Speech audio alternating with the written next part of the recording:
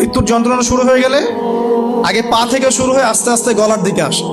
হাদিসে যেমনটা এসেছে, সূরা ওয়াকিয়ার মধ্যেও আছে যে পায়ের দিক থেকে যন্ত্রণা শুরু হয়ে আস্তে আস্তে আস্তে আস্তে এই গলার দিকে আসে, এবং আত্মাটা গলার এখানে যখন চলে আসে, এখান থেকে মালাকুল মউত আত্মাটাকে নিয়ে চলে যায়।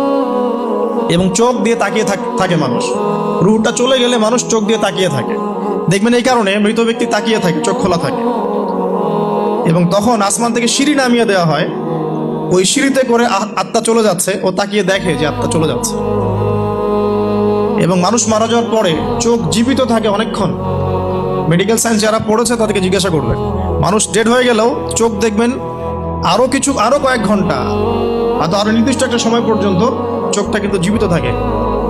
এই জন্যে চোখ বন্ধ করে দিতে হয়। যাই হোক, যেটা বলছিলাম যে মৌতের যন্ত্রণা শুরু হয়ে গেলে তওবা করে লাভ নাই, তওবার দরজা বন্ধ।